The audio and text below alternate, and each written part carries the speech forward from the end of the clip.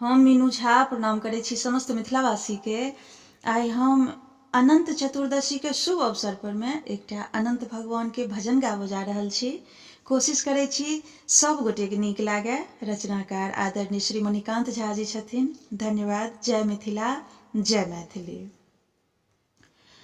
भादव ई जोड़िया में चतुर्दशी बेरिया में अयलनि अनंत भगवान, भक्तक भेलानि बड़ दिया मान।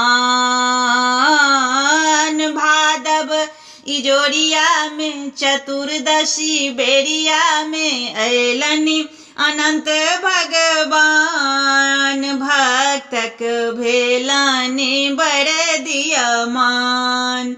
भक्तक भेलानि बड़ दिया मान। 14 गेठ अनंत केर डोरा, डाली में पसरल पूरा असोरा। 14 गेठ अनंत केर डोरा, डाली में पसरल पूरा असोरा। संगहि फल फूल पान, संगहि फल फूल पान, भक्तक भेलानि बड़ दिया मान। भादव ई जोड़िया में चतुर्दशी बेरिया में अयलनि अनंत भगवान, भक्तक भेलानि बड़ दिया मान। भक्तक भेलानि बड़ दिया मान।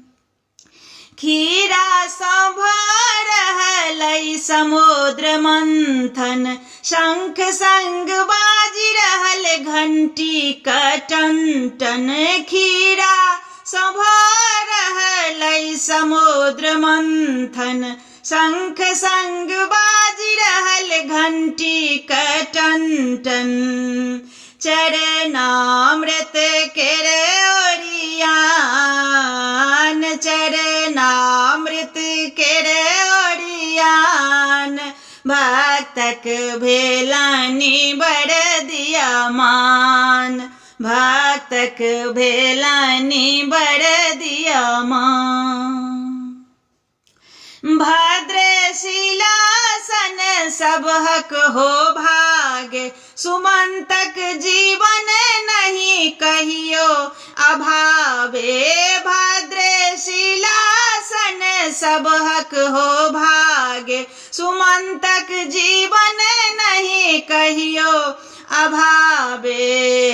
मणिकांतो के रखबै धियान, मणिकांतो के रखबै धियान, भक्तक भेलानि बड़ दिया मान। भादव ई जोड़िया में चतुर्दशी बेरिया में अयलनि अनंत भगवान, भक्तक भेलानि बड़ दिया मान।